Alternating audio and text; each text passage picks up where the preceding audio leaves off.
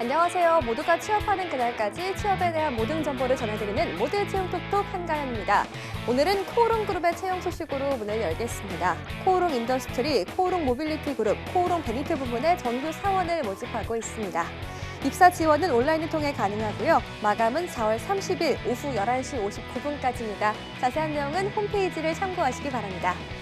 그럼 모두의 채용 톡톡 오늘도 힘차게 시작해 보겠습니다. 첫 번째 순서 전국 일자리 톡톡입니다.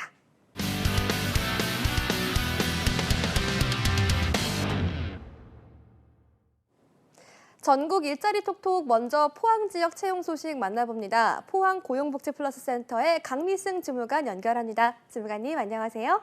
네, 안녕하세요. 포항 고용복지플러스센터 강미승입니다. 네, 오늘 준비한 채용 정보 소개해 주시죠. 네, 오늘 첫 번째 소개해드릴 구인업체는 주식회사 BSENC입니다. 포항시 남구 효정로 소재의 철골 및 관련 구조물 공사업체에서 안전관리자 2명을 모집합니다. 담당 직무는 강구조물 설치 현장 내 안전관리 업무 전반입니다. 학력과 경력 요건은 무관하며 건설 안전기사, 산업안전기사 등 안전 관련 자격증 소지자 지원 가능합니다. 근무 형태는 주 6일 근무이며 급여는 연봉 4,500만 원 이상으로 임금 협의 가능합니다. 지원을 희망하시는 분은 이력서, 자기소개서를 준비하여 이메일이나 워크넷 입사 지원 시스템을 통해 접수하시기 바라며 접수 마감은 채용 시까지입니다. 포항에 위치한 기업 주식회사 BSENC에서 안전관리자 2명을 모집하고 있습니다. 안전 관련 자격증 소지자 지원 가능하고요. 주 6일 근무에 연봉은 4,500만 원 이상입니다. 이어서 다음 소식 전해주세요. 네, 두 번째로 소개해드릴 구인업체는 주식회사 아이렉스입니다. 포항시 남구 포스코대로 소재의 도매 및 상품 중개업체에서 공조 냉동기계 정비원 4명을 모집합니다. 담당 직무는 협력사 내 냉방 설비 및 공조 냉동기계 정비 업무입니다. 학력과 경력 요건은 무관하며 공조 냉동기계 기능사나 공조 냉동기계 산업기사 자격증 소지자 우대합니다. 근무 형태는 주 5일 근무이며 급여는 연봉 3,400만 원 이상 4,500만 원 이하입니다. 지원을 희망하시는 분은 이력서와 자기소개서를 준비하여 방문 접수하시거나 이메일, 워크넷 입사 지원 시스템을 통해 접수하시기 바라며 접수 마감은 4월 28일까지입니다.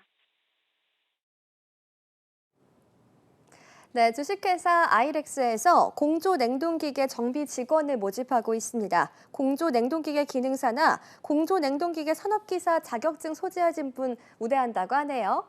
지금까지 포항 고용복지플러스센터의 강미승 주무관과 함께했습니다. 주무관님 고맙습니다. 네, 감사합니다.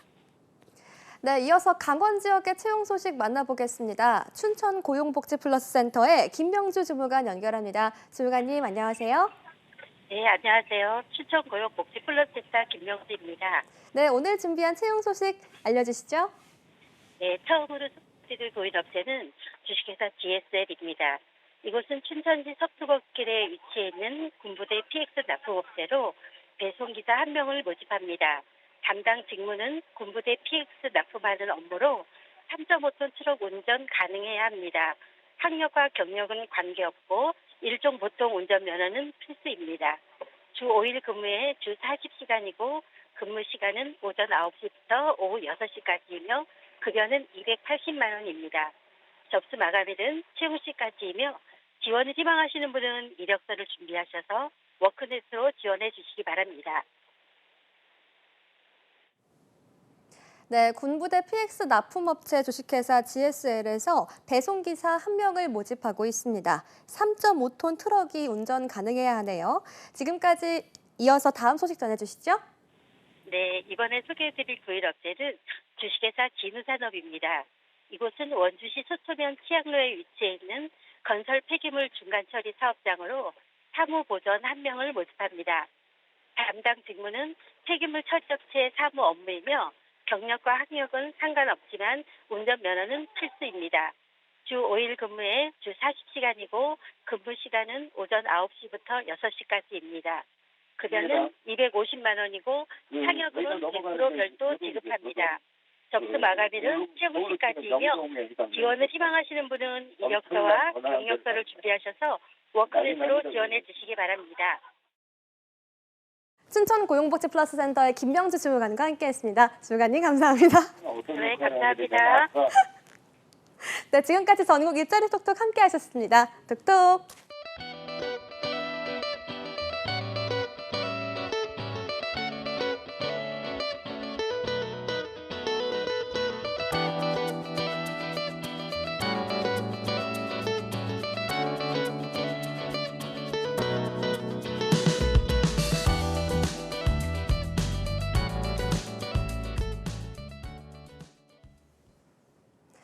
취업 최종 합격을 위한 마지막 관문 자소서 면접의 핵심사항, 오늘은 취업의 건의사항, 더빅스쿨의 이건 강사님과 함께하겠습니다. 강사님 안녕하세요. 안녕하세요. 네, 전국 일자리 톡톡 함께 보셨잖아요. 네. 저 웃음 터졌거든요. 네. 어떻게 보셨어요? 아 솔직히 약간 오늘 뭐 좀 약간 기분이 안 좋으신가? 다운돼 있나? 약간 걱정했는데 아닌 걸로 확인이 됐습니다. 아니 중간중간 전화 연결되는 돌발 상황도 자주 생기잖아요. 맞아요. 가끔 이럴 때는 저도 웃음 참기가 좀 힘들더라고요. 그렇죠. 그래도 프로시던데요. 네. 오늘 취업 건의사항 또 즐겁고 재미나게 이어가 보도록 하겠습니다. 오늘 이 취업 건의사항 취준생들이 챙겨가야 할 주제가 뭘까요? 오늘 여러분들한테 말씀드릴 주제는요. 알뜰폰입니다. 알뜰폰이요? 네. 오, 알뜰폰? 이 싼 요금제만 알고 있는데 정확히 어떤 알뜰폰에 대해서 어떤 걸 알려주시나요? 알뜰폰이라는 게 뭔지부터 일단 말씀을 드리면요. 이제 알뜰폰을 흔히들 이제 MVNO라고 보통 부르기도 하거든요. 오, 네. 그래서 모바일 버추얼 네트워크 오퍼레이터의 약자예요. 예.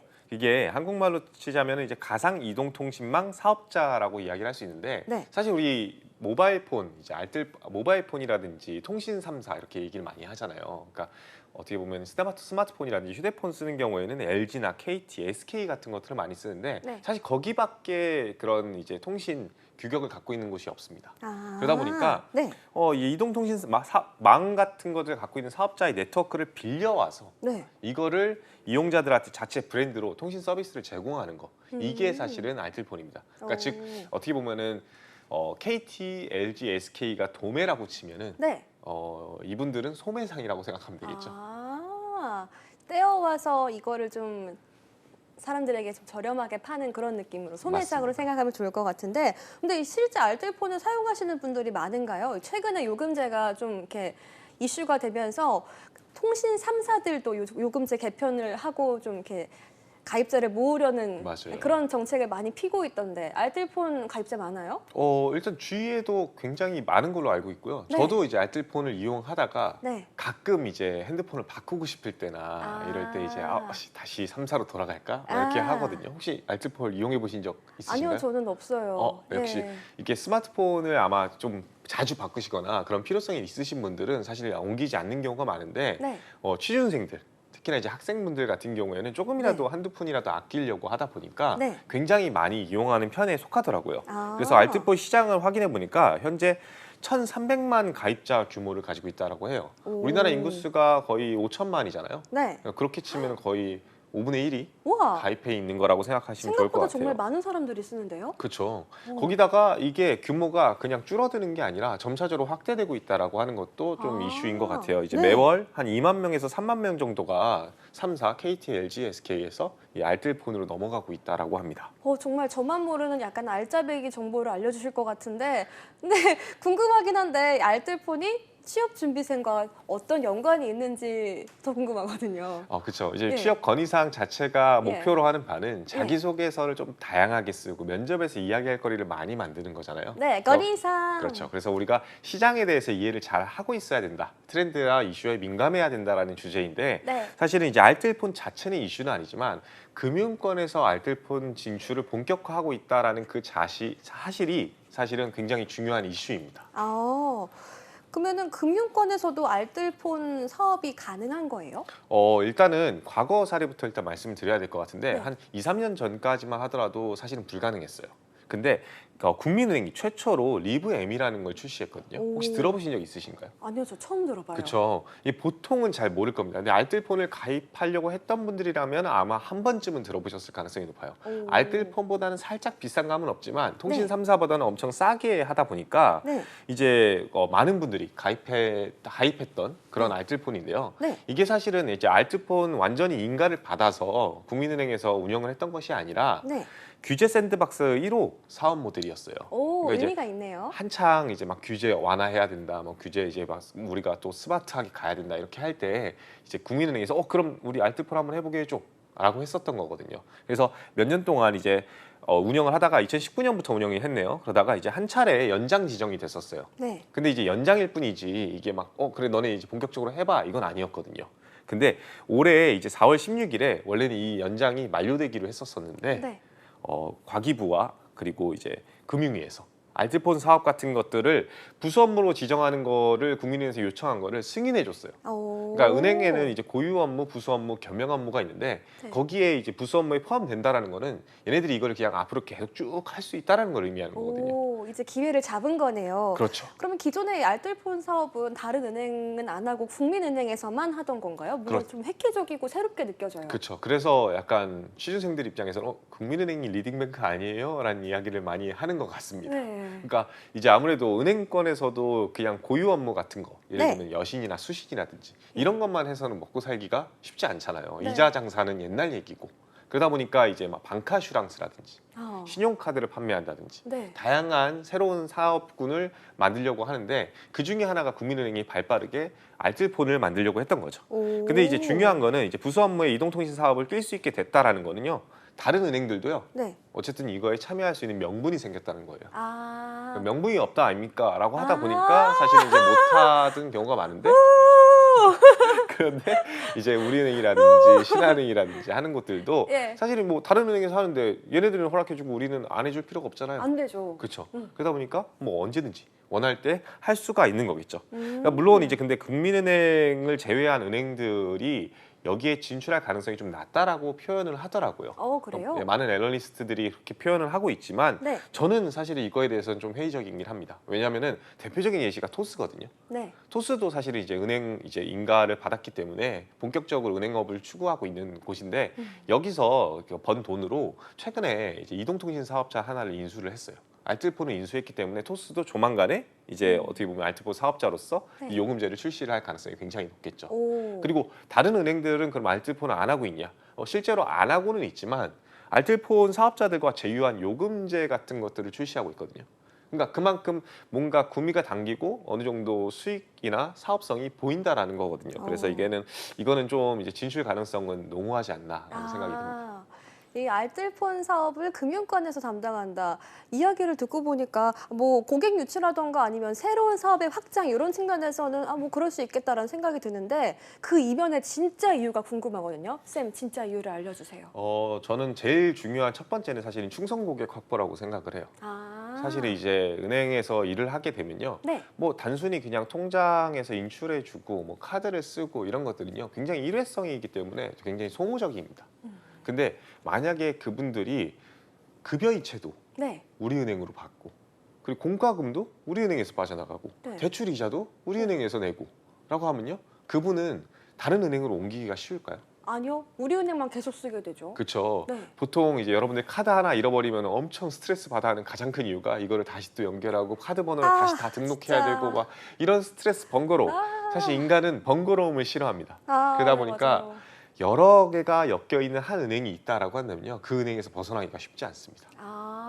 그런 이유가 있었네요. 네, 그러다 보니까 이제 은행 안에서는 연계 영업이라고 해가지고 여러 네. 가지를 판매하는 걸 굉장히 중요시합니다. 하나만 이제 대출만 해주고 끝나는 것이 아니라. 네. 근데 그 중에서 하나의 사업 수단이 또 생긴 거죠. 오. 결국에는 이제 우리은행에서, 그러니까 국민은행에서 알뜰폰 사업을 하게 되고 거기서 알뜰폰을 쓰게 됐다. 네. 그리고 국민은행에서 그 알뜰폰 요금이 빠져나가게끔 만든다라고 한다면요, 이 고객은 다른 은행으로 가기가 쉽지는 않을 거예요. 그렇겠네요. 그렇죠. 네, 은행도 쓰고 카드도 쓰고 핸드폰도 쓰고 그러면은 그냥 계속 국민은행 쓰게 될 것 같아요. 그렇죠. 다른 데로 대출도 가면은 받고. 갑자기 요금제가 올라간다든지 하는 그런 맹점도 발생할 수가 있고요. 안 가요, 안 가. 그렇죠. 네. 그러다 보니까 이 충성 고객 확보를 할 수 있다라는 그 부분이 가장 중요한 포인트가 될 수 있을 것 같고요. 오, 네. 두 번째는 이제 데이터 확보이거든요. 이 데이터 같은 경우에는 어쨌든 간에 이제 은행권에서도 가장 고민이 많았던 게 개인 신용 정보라는 것이 네. 사실은 이제 나이스라든지 KCB라든지 하는 외부에 있는 신용 평가사에 기대거나 이게 거기에 있는 정보를 가져와서 쓰는 경우가 굉장히 많습니다. 네. 근데 그게 과연 정말로 이 개인의 신용 정보를 모두 다 담고 있느냐? 그건 또 퀘스천 마크가 될 수 있거든요. 네. 그러다 보니까 많은 이제 다른 이제 비금융사들 예를 들면 네이버라든지 네. 뭐 카카오 같은 데서는요 실제로 이제 신용정보 평가를 하는 데 있어서 네. 뭐 이 사람의 어떻게 소비 지출 경향 같은 것들이 어떤지 아니면 통신비를 잘 내고 있는지 이런 네. 것까지도 체크를 한다라고 해요. 오. 그러다 보니까 이제 알뜰폰으로서 국민은행에서 이용하는 이용자가 있다라고 한다면 그 데이터를 바탕으로 이 사람의 신용 정보를 평가하는 모델을 좀 더 고급화할 수 있는 부분이 있겠죠. 그러다 보니까 데이터 확보를 위해서 이런 부분들을 하려고 하는 가능성이 굉장히 높습니다. 아, 그런 부분은 생각하지 못했는데 신용 정보를 파악하는 데 있어서 통신 요금 그런 것들이 뭐 중요하게 여겨질 수도 있겠네요. 그렇죠. 네. 이어서 생각해 보니까 통신 업계가 KB 국민은행을 질투하지는 않을까 이런 생각도 드는데 어떻게 보세요? 질투할 수밖에 없겠죠. 너희들은 뭔데 우리 영역을 침범해 약간 이렇게 되지 않을까요? 그렇죠. 걱정이 앞설 수밖에 없을 것 같습니다. 사실 알뜰폰 시장이 만들어질 때도 사실은 굉장히 걱정을 많이 했거든요. 예. 그래서 이동통신 3사랑 알뜰폰 자회사 중심으로 사실은 이제 무선통신 시장이 활성화되어 있었는데 여기에 금융권이 끼어든다라는 거는요. 아무래도 이제 금융권 중심으로 다시 또 한번 재편될 가능성이 굉장히 높아진다라는 거겠죠. 네. 예를 들면은 이제 비슷한 요금제라고 칩시다. 그러니까 이제 알뜰폰 똑같은 알뜰폰이에요. 네. 근데 국민은행을 이용하는 고객이 국민은행의 알뜰폰을 이용하면은 요금제가 싸요.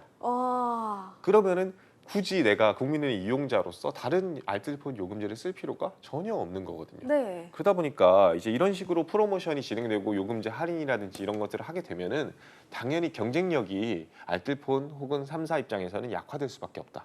이런 부분이 또 어떻게 보면 아쉬운 점일 수 있겠죠. 오, 그렇겠네요. 금리 조금 더 올려주고 대출 이자 조금 더 낮춰준다고 하면 저도 갈아탈 수 있을 것 같아요. 그쵸. 오, 그러면은 이 금융권에서 알뜰폰 시장에 진출하게 된다는 이 소식은 전반적으로 봤을 때 긍정적인 소식으로 볼 수 있을지 아니면 부정적인 소식으로 볼 수 있을까요? 저는 이제 개인적으로 매기 효과였으면 좋겠다라고 이야기를 합니다. 이제 매기 효과는 뭐 여러분들도 아시겠지만 네. 엄청나게 큰 이제 경쟁자가 들어와가지고 다들 열심히 살려고 노력하는 네. 그런 형식이 된다면 이제 경쟁이 치열화되고 좀 더 시장이 좀 더 활성화되지 않을까라는 생각과 기대감 때문에 아마 승인을 정부에서 해준 것 같아요. 하지만 이게 베스일지는 또 알 수 없는 거겠죠. 모든 걸 다 먹어치워 버리면은 이제 자멸의 길로 빠질 수도 있는 거겠죠. 저는 네. 이제 개인적으로 긍정적인 효과가 나타나길 바라고 있습니다. 어. 과기정통부에서 예전에 간담회를 했었는데요. 이제 실제로 정부의 의지가 뭔지를 한번 확인해 볼 수 있는데 네. 이동 3사랑 자회사, 그러니까 이동통신사들도 KT, LG, SK도 사실은 알뜰폰 자회사가 있어요. 그러니까 거기까지 합치게 되면요, 사실은 알뜰폰 시장에서 거의 대부분의 점유율을 차지하고 있단 말이죠. 네. 근데 이게 과연 이 시장의 건전한가? 이건 퀘스천 마크다라는 이야기를 많이 하고 있었어요. 다 아들들이어서 그래요? 그렇죠. 아무래도 이제 건전한 생태계를 만들기에는 좀 불리하겠죠. 3사에서 만약에 예를 들면 그럴 일은 없겠지만 그냥 우리 5G는 5만 원에 그냥 하자. 이렇게 해버리면은 사실은 소비자들만 예. 공이 되는 네. 약간 그런 구조가 나올 수가 있겠죠. 그러니까 경쟁자가 많으면 많을수록 어떻게 보면 갑자기 요금제를 낮춘다든지 더 좋은 서비스를 제공한다든지 경제학적으로 접근하기 시작할 수 있겠죠. 그러다 보니까 정부에서는 이제 제4 이동통신 사업자를 유치해서 이 이동통신 3사가 갖고 있는 과점 체제를 무너뜨리겠다. 이게 허물어가지고 경쟁 구도를 만들어서 차별화된 서비스 구도를 구현하겠다라고 했던 적이 있었습니다. 근데 이제 이게 뭐 사실은 이 제4 이동통신사를 만든다는 거는 네. 그 제4 이동통신사가 이런 망을 또 갖고 있어야 된다는 거거든요. 그럼 초기 인프라 비용이 엄청나게 많이 들어갈 수밖에 없습니다. 그러니까 이거는 당장 실현 가능하냐? 약간은 퀘스천 마크가 될 수 있겠죠. 그러다 보니까 이제 과제가 많아서 이제 사실상 알뜰폰을 전면에 내세워서 이 알뜰폰이 이제 좀 더 활성화될 수 있다라고 한다면요, 건전한 또 경쟁 구도가 만들어지지 않을까, 서비스 구도가 만들어지지 않을까라는 생각 때문에 이번에 승인한 걸로 보입니다. 그렇습니다. 근데 생각해보면 이동통신 3사가 이렇게 아들뻘로 가지고 있는 알뜰폰 사업자들 외에도 다른 사업자들도 있잖아요. 그렇죠. 중소 알뜰폰 사업자들도 있는 거로 알고 있는데 맞습니다. 그런 사업자들한테 피해가 되진 않을까요?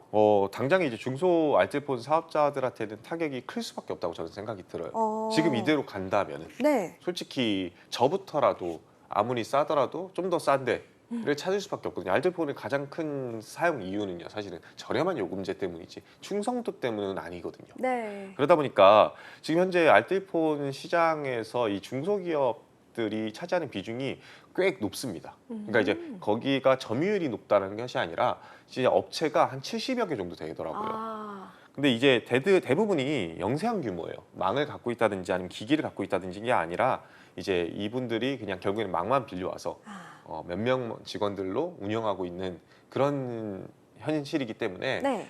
이렇게 실제로 진출하게 되면은 망하지 않을까 걱정이 많이 나는 게 업계의 중론이긴 합니다. 아, 그래서 이제 그나마 이제 현재 경쟁 구도를 갖춰서 여태까지 잘 올 수 있었던 게 무엇이냐라고 물어본다면은 규제 때문이다라고 이야기를 하더라고요.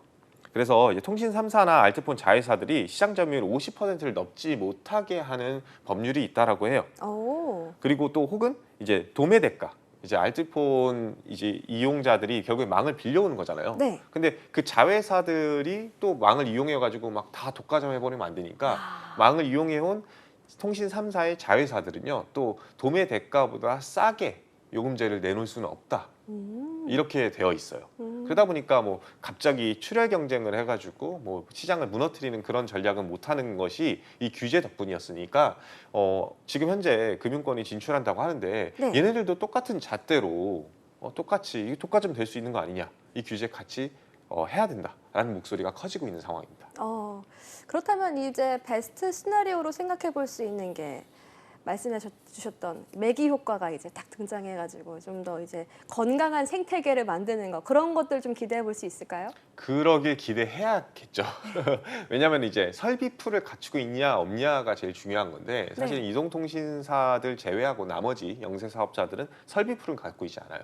그러다 보니까 알뜰폰에 진출한 기업들이 설비 풀까지 갖춰 나가고 망까지 갖춰 나가면 그게 결국에는 제4 이동통신사가 되는 거겠죠. 그러니까 지금 LG, KT, SK에서 네. 하나가 더 추가될 수 있는 그런 구조로 계속 성장해 나가는 것이 가장 베스트한 시나리오고, 그렇게 되면 통신 3사가 아니라 통신 4사, 통신 5사가 되는 거.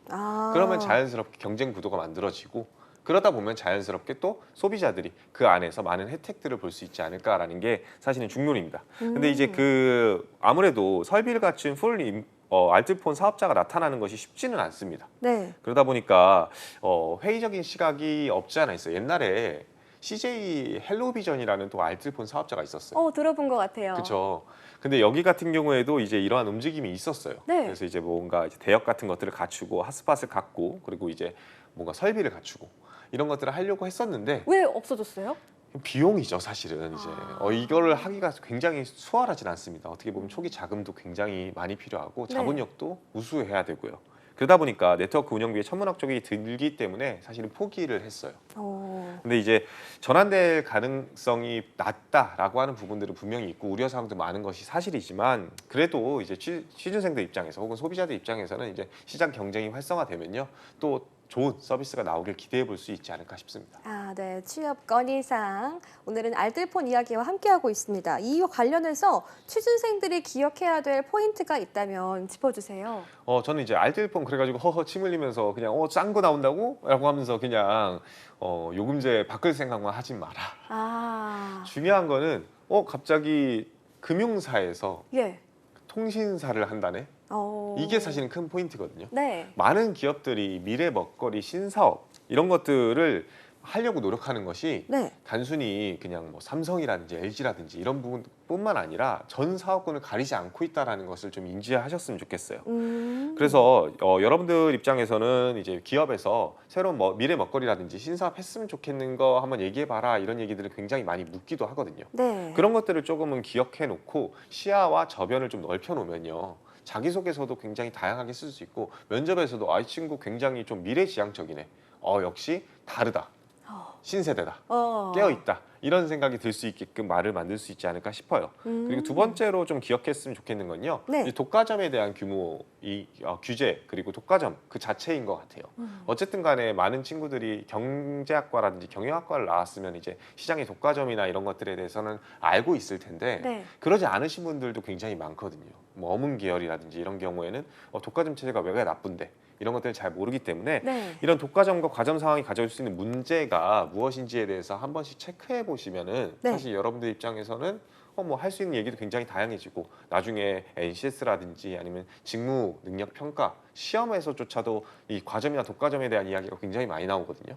그런 거에서 좀 더 수월하게 접근할 수 있지 않을까 싶어요. 그래서 이제 이런 경제학적 마인드는요 가리지 않고 다들 갖췄으면 좋겠다 하는 입장입니다. 맞아요. 저는 이 말씀 듣기 전까지는 금융기관이 알뜰폰 사업을 한다고? 왜? 어떤 이유로? 어떻게? 라는 생각이 들었거든요. 이렇게 사업 간의 경계가 앞으로도 정말 많이 허물어질 것 같아요. 맞아요. 저는 네. 이제 완전히 이제 허물어지기 직전이다라고 생각을 합니다. 네. 사실은 이제 은산분리라든지 이런 것들을 통해 가지고 은행은 은행, 뭐 여기는 여기 이렇게 했었는데 지금 뭐 토스에서도 이러고 있고 국민은행에서도 이러고 있고 나중에는 나중에는 저 알지도 못해요. 이 삼성은행이 생길지도 모르겠습니다.